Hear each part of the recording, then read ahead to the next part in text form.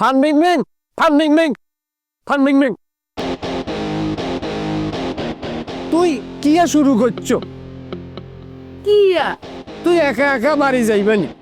তুমি যে নুরাগো বাড়ির হিসেন গুম ধরি যাইবা, নুরাগো বাড়ির হিসেন গুম যে বড় আম গাছের গোড়ায় যে শিয়াল তাই কিরে গোল্লা খস না কিনলে? ওরে বাবু রে, এইটা হনছে সেটা কি এলটায় এই গুনে রাস্তার উপরে আশেপাশে বসি আড্ডা মারে, গল্প গুজব করে, মাঝে মধ্যে খেলাধুলোও করে।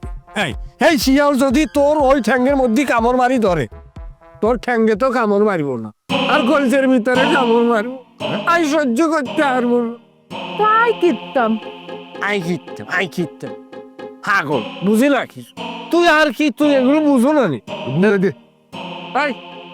বন্দুক লই মর্যাদার সহিত হাতিরে আগাই দিয়ে চল। কে ভালো চলো, আমার পাশাপাশি চলো। এ ডানি দাঁড়া, কি ব্যাপার তোরা এত সাহস দিছে কনে? তুই যে ফান বিং বিং এর লই যাবে চেষ্টা কর রে, তোর কাছে কাগজ আছে নি? হ্যাঁ কি আর কাগজ? কি এর কাগজ কই দিয়ে দিন?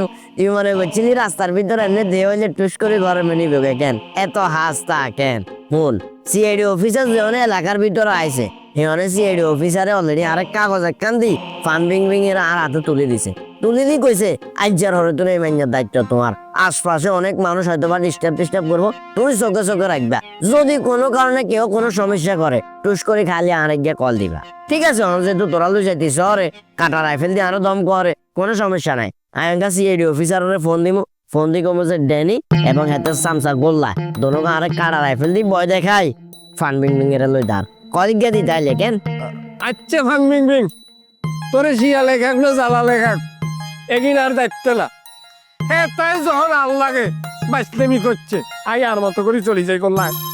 এই জানেলা, সাবধানে লই যাবি। আরে যাচ্ছে আরা সাবধান। সাবধান, আর এখন নষ্ট করলি গেল বাবলস। আইও আই তোমার হসা দি ফালতু বেড়া।